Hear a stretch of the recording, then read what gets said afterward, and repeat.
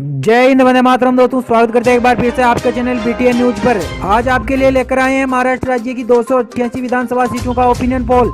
जी बात करने वाले हैं डिजिटल सर्वे के आधार पर सबसे ज्यादा बहुमत किस पार्टी के खाते में देखने को मिल रहा है। क्या पिछली बार की तरह बीजेपी को सबसे ज्यादा मिल पाएगा बहुमत। वर्तमान की बात करें तो मुख्यमंत्री के पद पर शिवसेना पार्टी से उद्धव ठाकरे कार्यरत हैं, लेकिन शिवसेना ने कांग्रेस पार्टी से गठबंधन कर अपनी सरकार बनाई। तो क्या इस बार शिवसेना अकेली सबसे ज्यादा सीटों के साथ बना पाएगी अपनी सरकार, या फिर इस बार देखने को मिलेगी बीजेपी से देवेंद्र फडणवीस के खाते में सबसे ज्यादा सीट। क्या कांग्रेस पार्टी के खाते में भी अच्छी खासी सीटें देखने को मिलेगी, या फिर इन सबको कड़ी टक्कर देते हुए एनसीपी से शरद पवार गाड़ पाएंगे अपनी जीत का झंडा। तो दोस्तों आपको तमाम जानकारी देने वाले हैं इस वीडियो में, तो अंत तक जरूर बने रहे। और दोस्तों चैनल पर नए हो तो चैनल को सब्सक्राइब कर छोटी सी बेल आइकन को दबा ले, जिससे आप देख सके ऐसी न्यूज अपडेट वीडियो सबसे पहले। तो जी ना दोस्तों, आपका बिना समय गए महाराष्ट्र की 288 विधानसभा सीटों की जिलेवार बात कर लेते हैं कि किस पार्टी के खाते में कितनी कितनी सीटें देखने को मिली। सबसे पहले हमारे सामने निकल कर आ रहा है कोल्हापुर की 10 सीटों में से शिवसेना के खाते में 3 सीटें जा सकती हैं। वहीं भारतीय जनता पार्टी के खाते में 4 सीटें और कांग्रेस पार्टी के खाते में 2 सीट देखने को मिल सकती हैं। वहीं 1 सीट का अनुमान लगाया जा रहा है यहाँ से एनसीपी के खाते में और अदर पार्टी के खाते में 0-0। अच्छा, युवतमाल की बात करें, युवतमाल की 7 सीटों में से 1 सीट के साथ शिवसेना और 2 सीट भारतीय जनता पार्टी के खाते में देखने को मिल सकती है। वहीं कांग्रेस पार्टी के खाते में 3 सीट जाने की संभावना जताई जा रही है। वहीं अदर पार्टी के खाते में 0-0 और एनसीपी के खाते में 1 सीट के साथ खाता खोलता हुआ दिखाई दे रहा है। अहमदनगर की बात करें, अहमदनगर की 12 सीटों में से 3 सीट के साथ शिवसेना पार्टी अपना खाता खोलती हुई नजर आ रही है। वहीं भारतीय जनता पार्टी के खाते में 4 सीट और 4 इंडियन नेशनल कांग्रेस पार्टी के खाते में जा सकती हैं। वहीं 1 सीट के साथ खाता खुल सकता है एनसीपी का और इधर पार्टी के खाते में अब तक 0-0 सीट ही देखने को मिली। अच्छा, सोलापुर सामने निकल कर आ रहा है। सोलापुर की 11 सीटों में से 2 सीट पर आधिपत्य जमाती हुई नजर आ रही है शिवसेना और 6 सीट भारतीय जनता पार्टी के खाते में देखने को मिल सकती है। वहीं कांग्रेस पार्टी को 2 सीटों पर ही संतुष्टि करनी पड़ सकती है। वहीं एनसीपी के खाते में 1 सीट और अदर पार्टी के खाते में 0-0। अच्छा, परभणी की बात करें, परभणी की 4 सीटों में से 1-1 सीट शिवसेना और भारतीय जनता पार्टी के खाते में देखने को मिली। वहीं कांग्रेस पार्टी के खाते में 2 सीट जाने की पूरी संभावनाएं जताई जा रही है। इधर पार्टी के खाते में 0-0। अच्छा, सतारा की बात कर लेते हैं। सतारा की 8 सीटों में से 1 सीट शिवसेना के खाते में देखने को मिल सकती है। वहीं भारतीय जनता पार्टी के खाते में 4 सीटें देखने को मिल सकती हैं। वहीं कांग्रेस पार्टी अपने खाते में 2 सीटें बटोर सकती है और अदर पार्टी के खाते में 1 सीट जाने की संभावना जताई जा रही है। और यहाँ से एनसीपी के खाते में 0-0। अच्छा, 52 सीटों का सर्वे आप स्क्रीन पर देख पा रहे हैं, जिसमें से 11 सीटों के साथ शिवसेना अपना आधिपत्य जमाती हुई नजर आ रही है। वहीं 21 सीटें देखने को मिल सकती हैं भारतीय जनता पार्टी के खाते में और 15 सीट के साथ कांग्रेस पार्टी और 4 सीटों के साथ संतुष्टि करनी पड़ रही है एनसीपी को और अदर पार्टी के खाते में 1 सीट ही देखने को मिली अब तक। तो दोस्तों अगले क्षेत्र की बात करें तो हमारे सामने निकल कर आ रहा है हिंगोली की 3 सीटों में से 1 सीट के साथ शिवसेना पार्टी अपना आधिपत्य जमाती हुई नजर आ रही है। वहीं 2 सीट देखने को मिल सकती हैं भारतीय जनता पार्टी के खाते में और बाकी अदर पार्टी के खाते में 0-0। अच्छा, धुले की बात करें, धुले की 5 सीटों में से 1 सीट के साथ शिवसेना और 3 सीट मिल सकती हैं यहाँ से भारतीय जनता पार्टी के को और 1 सीट पर एनसीपी अपना आधिपत्य जमाती हुई नजर आ रही है। वहीं अदर पार्टियों के खाते में 0-0। अच्छा, पालघर की बात कर लेते हैं। पालघर की 6 सीटों में से 2-2 सीट यानी कि शिवसेना के खाते में और भारतीय जनता पार्टी के खाते में और 2 सीट कांग्रेस पार्टी के खाते में देखने को मिली, यानी कि तीनों पार्टियों के खाते में समान सीटें देखने को मिल सकती हैं। वहीं एनसीपी को यहाँ से 0-0 से सामना करना पड़ सकता है। वहीं अदर पार्टी के खाते में भी 0-0। अच्छा, अमरावती की बात करें, अमरावती की 8 सीटों में से 2 सीट शिवसेना के खाते में देखने को मिल सकती है। वहीं भारतीय जनता पार्टी के खाते में 4 सीट और 1 सीट के साथ इंडियन नेशनल कांग्रेस पार्टी और अदर पार्टी के खाते में भी 1 सीट यहाँ से जाने की पूरी संभावनाएं जताई जा रही हैं और एनसीपी के खाते में 0-0 से पड़ा साफ। अच्छा, जलना की बात करें, जलना की 5 सीटों में से 3 सीट के साथ शिवसेना अपना आधिपत्य जमाती हुई नजर आ रही है। वहीं 2 सीट पर कब्जा कर सकती है भारतीय जनता पार्टी। वहीं अदर पार्टियों के खाते में 0-0। कांग्रेस एंड एनसीपी के खाते में भी 0-0 सीट देखने को मिल रही है। उस्मानाबाद की बात करें, उस्मानाबाद की 4 सीटों में से 2 सीट शिवसेना के खाते में जा सकती हैं। वहीं 1-1 सीट भारतीय जनता पार्टी और कांग्रेस पार्टी के खाते में, अदर पार्टी के खाते में 0-0। अच्छा, 83 सीटों का सर्वे हम कर चुके हैं, जिसमें से 22 सीटें शिवसेना के खाते में देखने को मिली अब तक और बीजेपी के खाते में यानी भारतीय जनता पार्टी के खाते में 35 सीट और 19 सीटों के साथ आधिपत्य जमाती हुई नजर आ रही है कांग्रेस पार्टी। और एनसीपी के खाते में 5 सीटें देखने को मिली और अदर पार्टी के खाते में अब तक 2 सीटें देखने को मिल रही हैं। तो जी दोस्तों, क्या बीजेपी को सबसे ज्यादा बहुमत मिल पाएगा या फिर शिवसेना आगे से 25 सीटों में आगे निकल जाएगी? तो जी ना दोस्तों, अगले क्षेत्र की बात कर लेते हैं। तो अगला क्षेत्र हमारे सामने निकल कर आ रहा है बुल्टाबा की 7 सीटों में से 2 सीट शिवसेना के खाते में जा सकती हैं। वहीं भारतीय जनता पार्टी के खाते में 4 सीट देखने को मिल सकती है। वहीं कांग्रेस पार्टी के खाते में 0-0 से यहाँ से बड़ा साफ होता नजर आ रहा है। एनसीपी के खाते में 1 सीट के साथ बटोर सकती हैं एनसीपी अपने खाते में और अदर पार्टी के खाते में 0-0। अच्छा, नागपुर की बात करें, नागपुर की 12 सीटों में से 3 सीट शिवसेना के खाते में जा सकती हैं। वहीं 6 सीटों के साथ आधिपत्य जमाती हुई नजर आ रही है भारतीय जनता पार्टी और 1 सीट देखने को मिल सकती है कांग्रेस पार्टी के खाते में। वहीं 2 सीटों के साथ एनसीपी अपना आधिपत्य जमा सकती है इधर पार्टी के खाते में 0-0। औरंगाबाद सामने निकल कर आ रहा है। औरंगाबाद की 9 सीटों में से 2 सीट शिवसेना के खाते में और वहीं 3 सीट बीजेपी के खाते में देखने को मिल सकती हैं और 2-2 seat Congress party and NCP के खाते में जा सकती है इधर पार्टी के खाते में 0-0।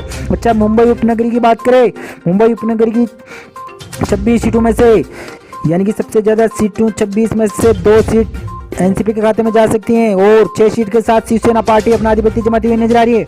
और यहाँ से सबसे ज्यादा सीटें भारतीय जनता पार्टी के खाते में देखने मिली जो कि 14 सीट है और 3 सीट के साथ आधिपत्य जमाती हुई नजर आ रही है कांग्रेस पार्टी। वहीं अदर पार्टी के खाते में भी 1 सीट।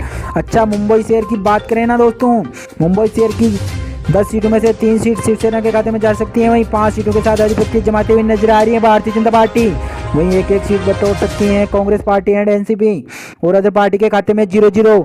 अच्छा, बोली की बात करें ना दोस्तों, बोली की 6 सीटों में से 1 सीट के साथ शिवसेना और 3 सीटों पर आधिपत्य जमा रही है भारतीय जनता पार्टी। वहीं 1-1 सीट कांग्रेस पार्टी के खाते में और अदर पार्टी के खाते में देखने को मिल रही है। वहीं एनसीपी को यहां से 0 से सामना करना पड़ सकता है।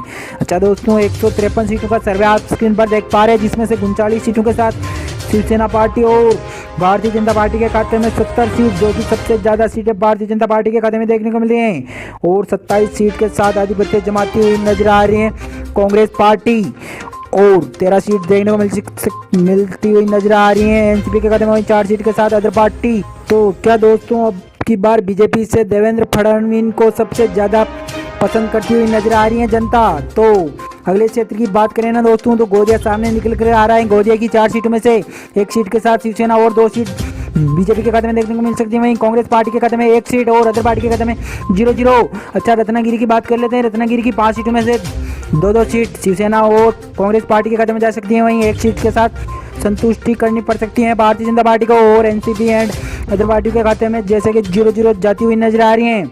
वाशिम की बात करें, वाशिम की 3 सीटों में से 1 सीट के साथ शिवसेना और 2 सीट भारतीय जनता पार्टी के खाते में देखने को मिल सकती है। वहीं अदर पार्टी के खाते में 0-0 से बड़ा साफ। अच्छा, वर्धा की बात करें, वर्धा की 4 सीटों में से 2-2 सीट शिवसेना के खाते में और कांग्रेस पार्टी के खाते में देखने को मिल सकती है। वहीं बीजेपी एंड एनसीपी को भी 0-0 से यहाँ से सामना करना पड़ सकता है। अदर पार्टी के खाते में भी 0-0। अच्छा, रायगढ़ सामने निकल कर आ रहा है। रायगढ़ की 7 सीटों में से 3 सीट के साथ आधिपत्य जमा सकती हैं शिवसेना पार्टी और 4 सीटें देखने को मिल सकती हैं भारतीय जनता पार्टी के खाते में। वहीं अदर पार्टी के खाते में 0-0 सीट ही देखने को मिल सकती है। सांगली सामने निकल कर आ रहा है। सांगली की 8 सीटों में से 3 सीट शिवसेना पार्टी के खाते में यानी कि उद्धव ठाकरे के खाते में 3 सीटें जाती हुई नजर आ रही है। वहीं 4 सीटों के साथ भारतीय जनता पार्टी। वहीं कांग्रेस पार्टी के खाते में यहाँ से 0-0 सीट और 1 सीट के साथ खाता कुल 1 सीट देखने को मिल सकती है एनसीपी के खाते में। वहीं अदर पार्टी के खाते में 0-0। 184 सीटों का सर्वे स्क्रीन पर देख पा रहे हैं जिसमें से 51 सीटों के साथ शिवसेना पार्टी यानी उद्धव ठाकरे के खाते में 51 सीटें देखने को मिलेंगी। कांग्रेस पार्टी के खाते में 32 सीट और सबसे ज्यादा सीटें भारतीय जनता पार्टी की यानी कि 83 सीटें देखने को मिलेंगी। 14 सीट के साथ एनसीपी अपना आधिपत्य जमा रही है और अदर पार्टी के खाते में अब तक 4 सीटें ही देखने को मिल रही हैं।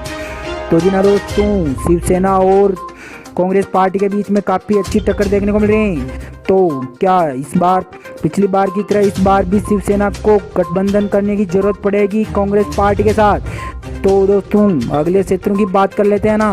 तो हमारे सामने निकल कर आ रहा है गढ़चिरौली की 3 सीटों में से 2 सीट के साथ शिवसेना और एक सीट जा सकती है भारतीय जनता पार्टी के खाते में। इधर पार्टी के खाते में 0-0 से बड़ा साफ।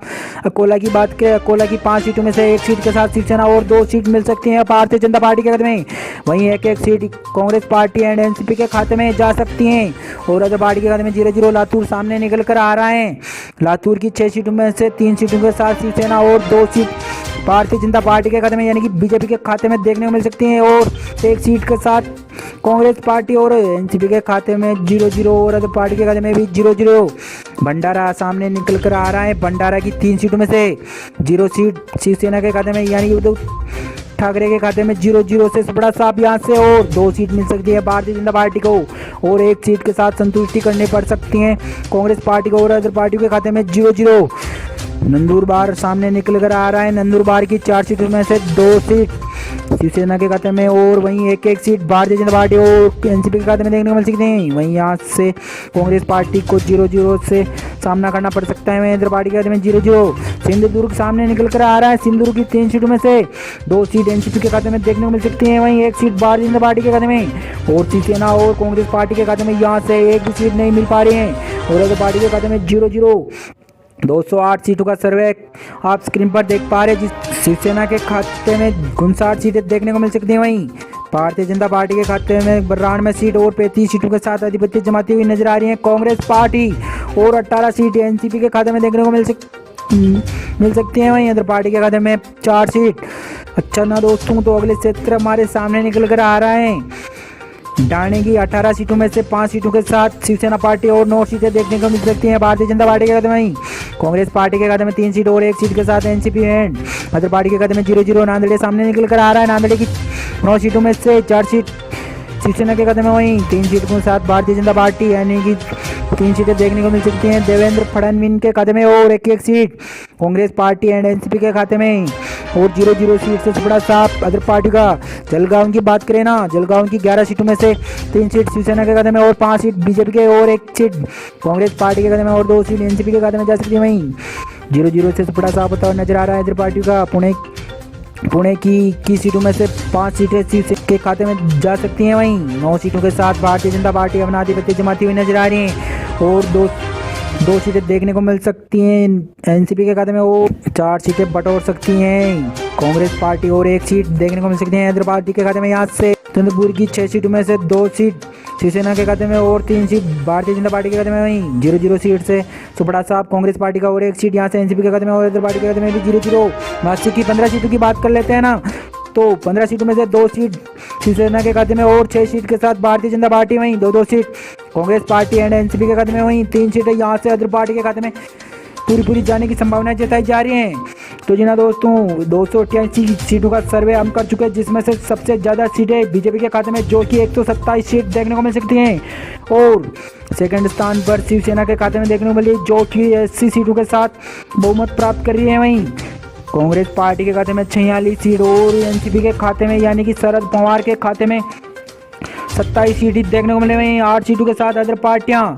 तो क्या जी दोस्तों, अब की बार बीजेपी से देवेंद्र फडणवीस अपनी सरकार बना पाएंगे? तो दोस्तों अपनी राय कमेंट बॉक्स में जरूर बता दीजिएगा कि किस पार्टी की बनेगी सरकार। तो दोस्तों यह रहा था छोटा सा ओपिनियन पोल जो हम आपके लिए लेकर आए हैं। तो दोस्तों मिलते हैं अगले वीडियो में, तब तक के लिए धन्यवाद दोस्तों।